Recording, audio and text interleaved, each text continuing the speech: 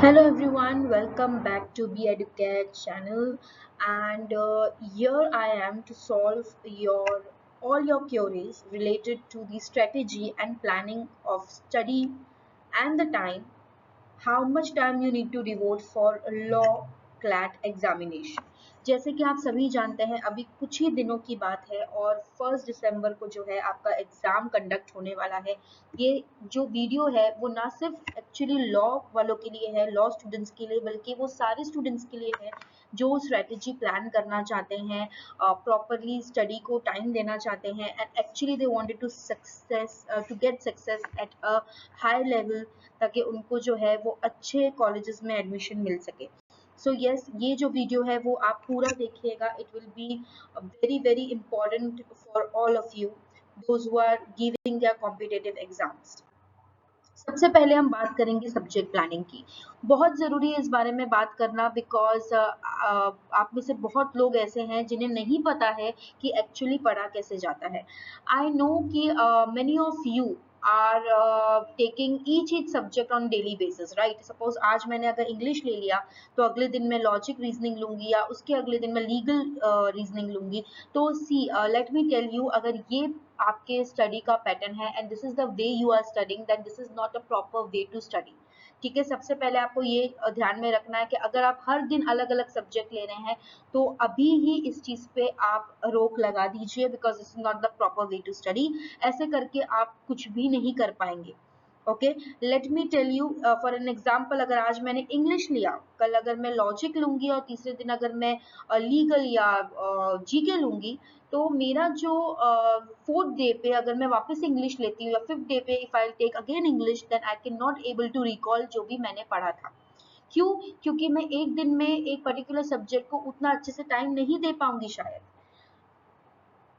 पहली बात तो ये है कि आपको मैक्सिमम टाइम तो समझने में लगता है कि क्या सब्जेक्ट है और क्या वो बोलना चाहते हैं। If you are not a person who regularly studies, but आपको you are focusing only when you know that there is only 1 month or hardly 2 or 3 weeks left for your exams।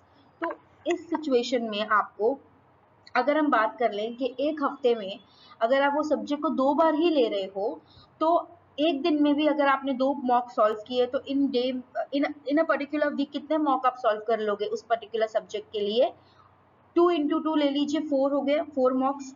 वही अगर मैं कहूँ कि अगर आप एक सब्जेक्ट को 5 दिन देते हो या एक सब्जेक्ट को 2 दिन देते हो, 3 दिन देते हो मैक्स टू मैक्स, अभी हार्डली आपके पास 15 to 18 डेज बचे हैं। तो अगर आपके 5 सब्जेक्ट्स हैं, ठीक है, 4 या 5 सब्जेक्ट्स है, तो आपको 3 दिन एटलीस्ट एक सब्जेक्ट को देना है ताकि आप थरली उस चीज को समझ लो। तो ऐसे सिचुएशन में एक हफ्ता जहाँ पे आप सिर्फ 4 मॉक सॉल्व कर रहे थे, वहां 3 दिन में, एक ही हफ्ते में आप 3 into 2 ले लीजिए, 6 मॉक आप सॉल्व कर सकते हैं। तो 4 and 6 makes a difference, right. ये मैं जस्ट एन एग्जाम्पल बोल रही हूँ आप लोगों को। अभी आप लोगों के पास सिर्फ 18 डेज बाकी है हार्डली। उसमें आपको क्या करना है, उसमें आपको अपना स्ट्रेटेजी खुद प्लान करना है।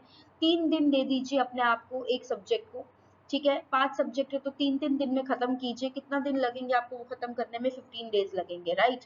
एंड जो रिमेनिंग डेज रहेगा, keep your self free for the मॉक्स।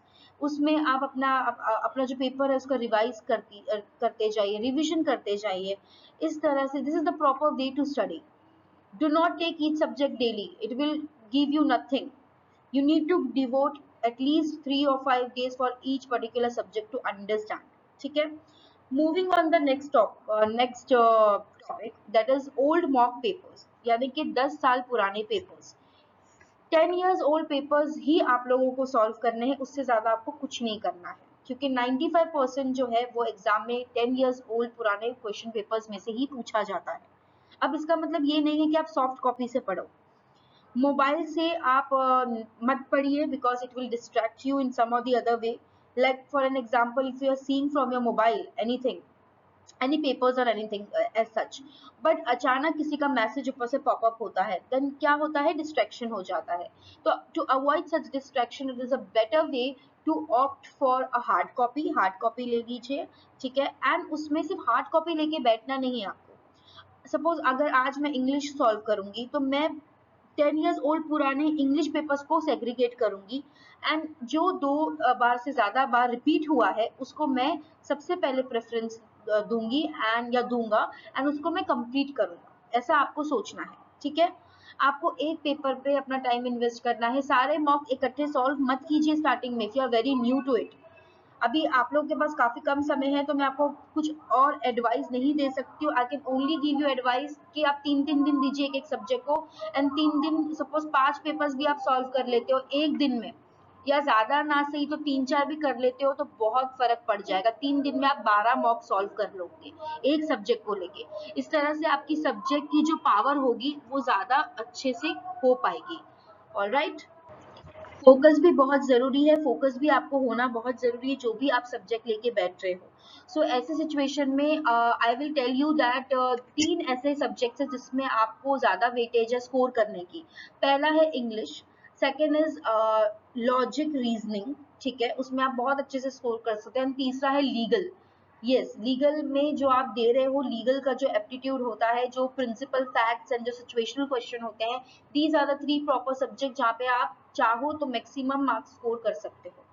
I am not talking about maths and GK and current affairs, इन दोनों में यूजुअली काफी ज्यादा मिस्टेक स्टूडेंट कर लेते हैं, ठीक है। सो लेकिन ये 3 सब्जेक्ट्स आपके हाथ में है, please focus on it and try to complete it, ठीक है। Okay, time scheduling very very important, time management बहुत जरूरी है। अगर आपने टाइम मैनेज नहीं किया, तो मैंने बहुत स्टूडेंट्स को देखा है that they are experience from returning back from exam that कि मैम वी नो एवरीथिंग, हमको सब पता था, हम सब एग्जाम मतलब सब क्वेश्चन हम अटेम्प्ट कर सकते थे, लेकिन एक ही चीज नहीं हो पाई, वो था टाइम। टाइम सफिशिएंट नहीं पड़ा और टाइम से पहले हम कंप्लीट नहीं कर पाए पेपर, और हमारा बहुत क्वेश्चंस उसके पीछे छूट गए। तो ये बहुत इंपॉर्टेंट है कि आप टाइम से पहले या टाइम के विद इन अपना एग्जाम जो है वो कंप्लीट करो, एंड वो तभी हो पाएगा जब आपका अच्छे से प्रैक्टिस होगा उस पर्टिकुलर सब्जेक्ट को लेकर या उस पर्टिकुलर एग्जाम को लेकर। और वो तभी होगा जब आप मल्टीपल मॉक सॉल्व करते रहेंगे, डेली सॉल्व कीजिए।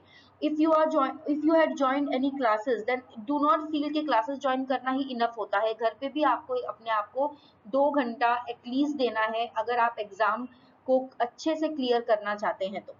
Okay, next we will talk about confident. Yes, you need to be very very confident while appearing for the exam.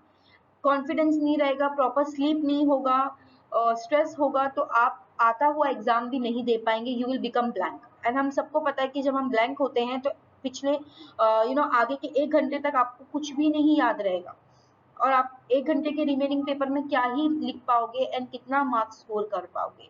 Correct, सो ये सारी चीजें आपको ध्यान में रखनी है, तभी कॉन्फिडेंट होकर ही ये एग्जाम को क्लियर करा जा सकता है। And to be very frank, law का एंट्रेंस एग्जाम देना या किसी भी चीज का एंट्रेंस एग्जाम देना, it's not a rocket science, it is very easy if you will understand the basic concept related to it. Yes, with that I'll finish up, I'll wind up today's video. I hope it will be effective for you. और अगर आपको कहीं ना कहीं effective लगता है, please इसको apply कीजिए एंड आपको रियली फर्क दिखेगा। And I hope that it will be beneficial for all of you. With that, I wish you all the best for your upcoming exams, and yes, keep watching. Happy learning.